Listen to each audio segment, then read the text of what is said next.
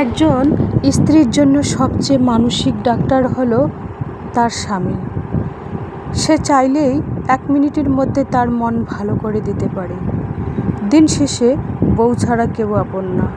দেওয়ালে পিঠ না ঠেকলে কিছু পুরুষ মানুষ স্ত্রীর মর্ম বোঝে না। বিয়ের পর একজন মেয়ের ভালো থাকা নির্ভর করে তার স্বামীর উপর। স্বামী হলো একজন মেয়ের মানসিক শান্তি। একজন মেয়ের জীবনটা তখনই সুন্দর হয় যখন স্বামী ভালো হয়। স্বামী ভালো না হলে মেয়েদের জীবনটাই জাহান্নাম হয়ে যায়। অল্প আয় তাতে কি হয়েছে? অল্প আয়েও টাকা জমানো যায়। ছোট ছোট কিছু টিপস মেনে চললে গ্রামের সাদামাটা জীবন। How to save money. তো নতুন দিনে নতুন আরেকটি ব্লগ ভিডিও নিয়ে হাজির আমি আপনাদের মাঝে শাবানা। ভারতের ছোট্ট একটা গ্রাম শীতলকুচি জেলা থেকে বলছি। তো welcome back to my channel. আসসালামু আলাইকুম। তোমরা সবাই কেমন আছো? আমি আশা করি তোমরা সকলে ভালো আছো। আলহামদুলিল্লাহ আমিও ভালো আছি। আর আমার পরিবার পরিজনদের আলহামদুলিল্লাহ আমি ভালোই আছি। আর আমার প্রাণপ্রিয় কলিজা আপু ভাইয়েরা তোমরা সবাই কেমন আছো? আমি আশা করি তোমরা সকলে ভালো আছো। তো বরাবরের মতো না ব্লগটা আমি সন্ধ্যা থেকেই শুরু করে দিলাম। তো এখানে দেখতে পাচ্ছেন আমি ব্যাগ বাঁধাবাঁধির কাজে আর কি লেগে পড়তেছি।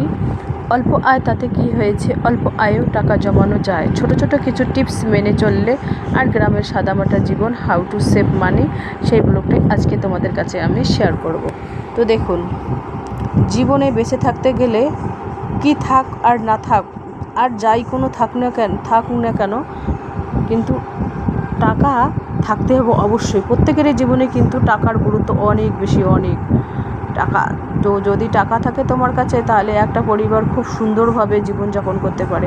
আর যদি টাকা না থাকে তাহলে সুন্দর জীবন তো দূরের কথা, নিজের আত্মীয় স্বজনও তোমাকে দাম দেবে না। পাশ দিয়ে গেলেও তোমার দিকে তাকাবেই না, তুমি কেমন আছো নাই, তুমি শুকিয়েছো না, তোমার রোগ নাকি, তুমি কি খাচ্ছো পরছো, সেইগুলোর দিকে তাদের কোনো খেয়ালই নেই। নিজেদের লোকেই কিন্তু ইগনোর করবে সব সময়। আর যদি তোমার কাছে টাকা থাকে, বাপরে বাপ, তোমার খোঁজ নিতে নিতে একেবারে তোমার বাড়িতে চলে আসবে, ভিতর বাড়িতে চলে আসবে। ভিতর বাড়ি চলে এসে কিরে কেমন আছিস নাই হাল চাল জিজ্ঞেস করে। বাপরে বাপ, এত মিষ্টি মিষ্টি কথা বলবে, মনে হয় যে না, সে মনে হয় আমার পরের জন্মের কেউ ছিল, নিজের আপন কেউ ছিল, এরকম পরিস্থিতি। কিন্তু টাকা না থাকলে তোমার কোনো দাম নেই, সম্মান নেই। তোমার স্বামী, ছেলে, মেয়ে, বাবা মা, ভাই বোন, তোমাকে কেউ দাম দেবে না। টাকা যদি তোমার থাকে সবাই তোমাকে দাম দেবে, সবাই তোমাকে হাসি মুখে কথা বলবে, মিষ্টি মিষ্টি কথা বলবে, মনে হয় কলিজার ভিতরে তোমাকে ঢোকাবে, এরকম পরিস্থিতি একটা সৃষ্টি করে আর কি। তখন মনে হয় যে না, পৃথিবীতে বেঁচে থাকার যে একটা মজা, সেই মজাটা দ্বিগুণ হয়ে যায়, একটা আনন্দে আত্মহারা হয়ে যায়। আর যখন কেউ যদি টাকা পয়সা হাতে না থাকে, কোনো অর্থসত্ত্ব না থাকে, তাহলে নিজের লোকও কিন্তু তোমার একদিন তো বাদই দিলাম, সপ্তাহে একদিনও খোঁজ নেবে না, মাসেও একদিন খোঁজ নেবে না যে তুমি কেমন আছো, কি খাচ্ছ, কি পরছো, নেবে না। আর যদি তোমার কাছে টাকা থাকে তাহলে কিন্তু নিজের লোক তো ছাড়োই, দূরের লোকই তোমার খোঁজ নেবে, এরকম।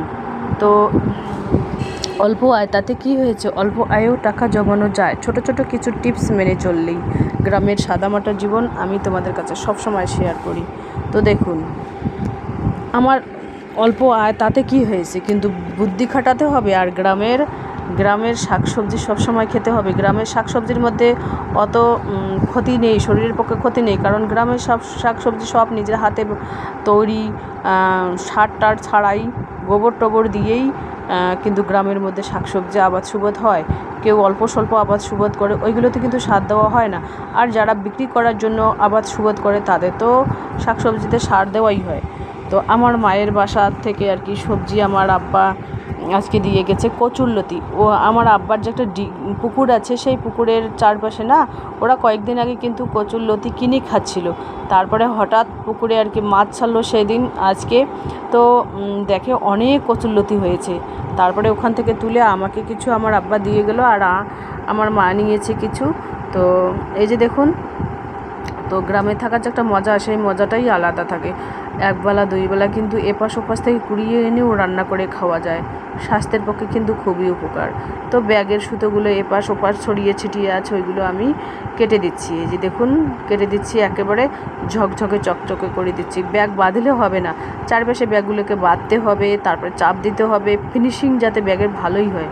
আর যদি ব্যাগ তুমি বানাও এপাশে উঁচা হয়ে আছে, এপাশে সুতা বার হচ্ছে, একটা যে সৌন্দর্য, নিজেকে যেরকম সাজিয়ে গুছিয়ে পরিপাটি রাখতে হয়, সেরকম কাজের ক্ষেত্রেও একটা পরিষ্কার পরিপাটিভাবে রাখাও একটা কাজ।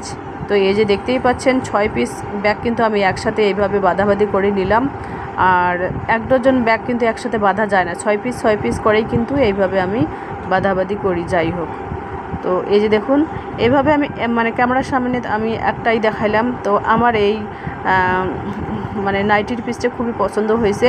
আমি এই নাইটির পিসটা দিয়ে একটা কুর্তি বানিয়ে নেব। সাইড কাটা কুর্তিগুলো আছে ওইগুলো একটা লং কুর্তি বানিয়ে নেব, গোলাপি কালার, ছোট ছিটের মধ্যে, খুবই ভালো, আমার খুব পছন্দের আর কি। তো নিজের ইনকামের বা সংসারের টাকা দিয়ে হলেও নিজের শখটা নিজেকেই পূরণ করতে হবে, তাই না? কেউ এসে তোমার শখ পূরণ করবে না। শখ পূরণ করতে বেশি কিছুর দরকার হয় না। এইগুলো না 200-250 টাকা হলে কিন্তু 250 টাকা, 200 টাকা আগে দিচ্ছিল মেয়ে, এখন পোষাচ্ছে না, এখন 250 করে নিচ্ছে। কারণ এই কুর্তিগুলো না বাজারে 250 টাকা 300 টাকাতে কিনতে পাওয়া যাবে না। তো সেই জন্য আর কি এটা আমাকে বলছে 250 টাকা। তো এইভাবে যদি 5টা আমি 5টা না 4টে যদি নেই এরকম কুর্তি, নাইটির পিস দিয়ে বানানো ছোটো ছোটো ছিটের, 4টে যদি নেই 1000 টাকা পড়ে যাবে। তো 4টে দিয়ে আমার মোটামুটি 1 বছর চলে যাবে এরকম পরিস্থিতি।